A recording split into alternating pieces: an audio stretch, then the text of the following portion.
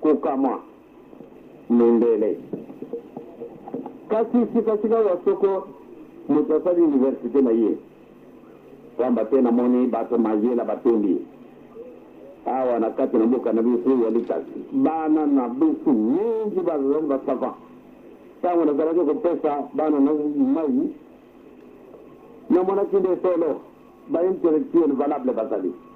bana onyo basali na avenir mais est-ce que vraiment on arrivera? Est-ce que bakokoka tango bakosiri sa baklase na bango ok na poto comme ingénieur comme soko docteur est-ce que pour pouvoir faire la réalisation pour le même pied d'égalité qu'un blanc bokanisi mputu ezali mokili nini ou bien ezali eloko nini mputu obengaka yango erap yango ezali nini mais tena na kati na mokanda wana elobaki na biso ete mputu ezali mwa mokili moko ya ndenge mosusu mais ndenge nini namonaki ete lokola bango bato bamemenaka biso bamikanda nyonso tu ngai nayibi kotanga pamba te mondele alakisi ngai ye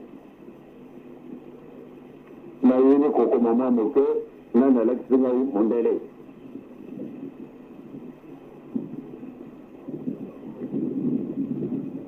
banani bamemeni biso makambo ebele eza na biso lelo na kati na mokili mwa biso ubie na kati na afrique mondele ba mondele balakisi biso makambo ndenge na ndenge banda mosango wana nayibi malamu te mondele azali nzambe mondele solo azali un être tout à fait spécial kaba te manso mazali na biso bango bato basali biso yango bango bato babisalaka biso yango bana ntango wana vraiment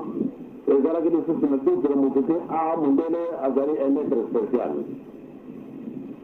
alors bakongo toko mondele abima awa biso nyonso tozali awa ndenge tano bakangaka biso na 1921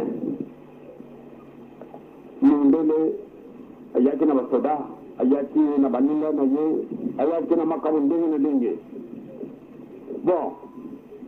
sema na kokangama na biso ezalaki kosalama ndenge nini tozali awa biso nyonso to un simple messager ou bien un planton parce que alati okoto ya motani tomoni ye biso banso tomiti kaka akanga biso kaka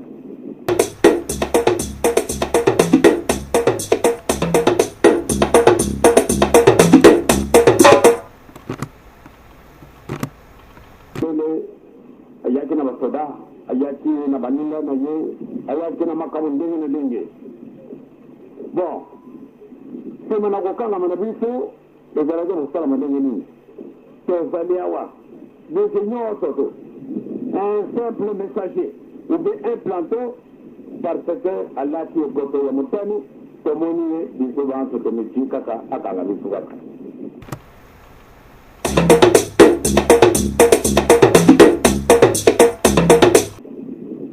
kama tosinga ye moko obidi alibi na bakutata na alexia bango tio na kivo dokubunjike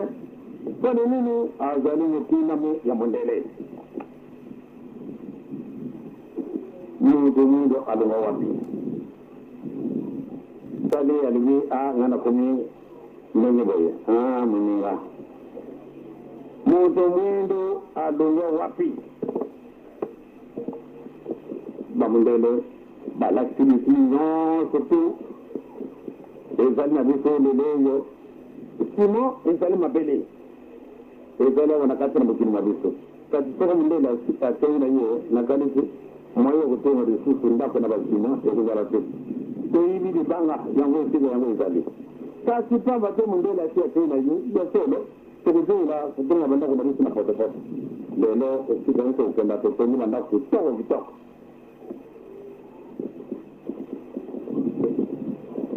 mingi na kati ya biso ingénieur mécanicien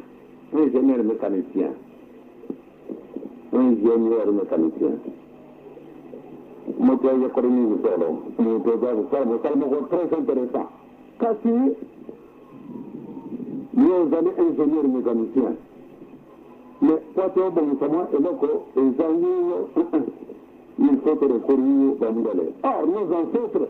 ntango wana mondele akomaki nanu te bakokaka kosala bibende bazalaki kosala biloko ndenge na ndenge kasi banda mondele aye aleki abandone tokiki banda ntango wana vice plastine ya voiture eloko moke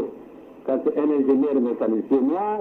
akoki kosala yango te na ntina nini eloko nini ezangi biso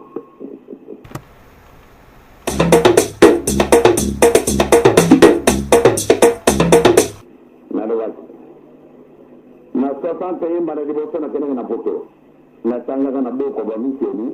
le poto ezali mokili moko ya ndenge mosusu esili kotali bato nyonso bazali konyaka na bamondele azala indien avec la peau rouge je le considérais toujours pour un blanc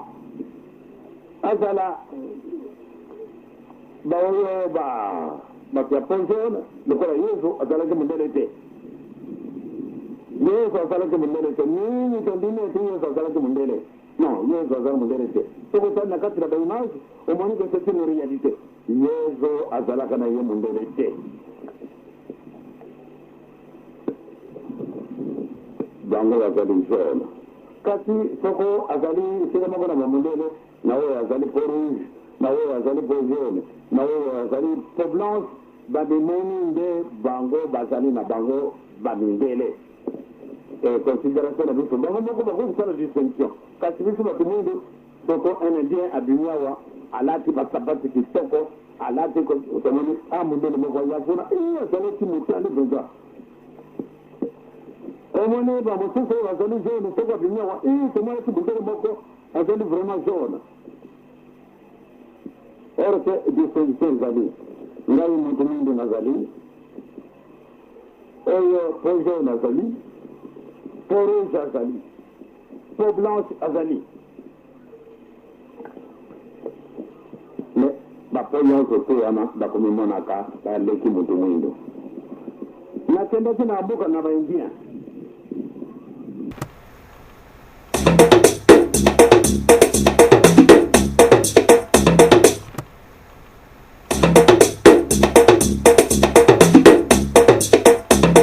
bamondele nyonso baye kokutana biso oyo tozali na bango nzela moko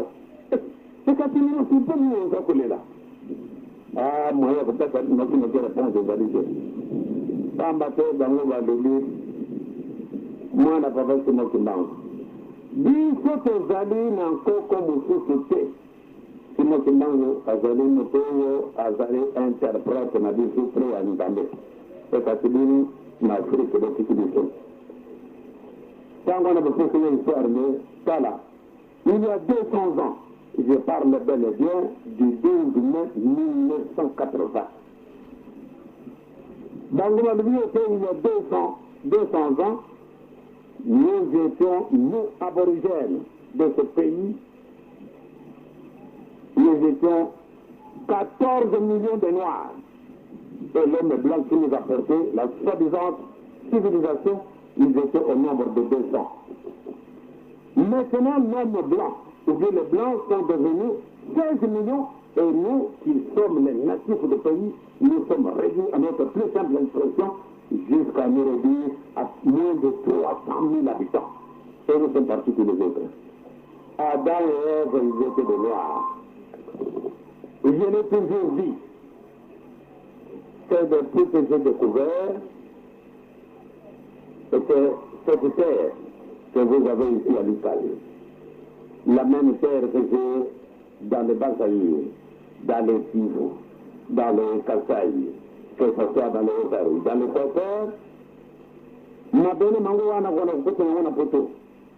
oka na Europe, oka na Amérique, oka na Océanie, oka na Asie, oka na kokota na kaka ben ma belle oyo. Nzambe alubi ete tosala moto na lolenge na biso. Conclusion,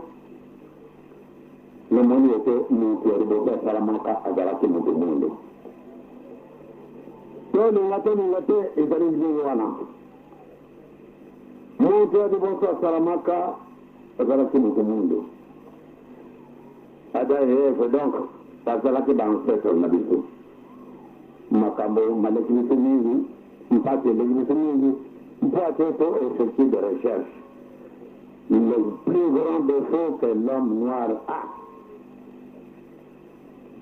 même les intellectuels, les plus avertis, mais ils ne se donnent pas la peine de se découvrir qui suis-je moi en tant que noir. Nous avons des grands chercheurs africains, mais qui préfèrent chercher les autres. Mais se découvrir soi-même, nous vivons toujours dans l'ignorance de notre propre personne. Et à partir du moment où nous n'allons pas nous découvrir, nous allons continuer à dépendre des autres, qu'on le veut ou non.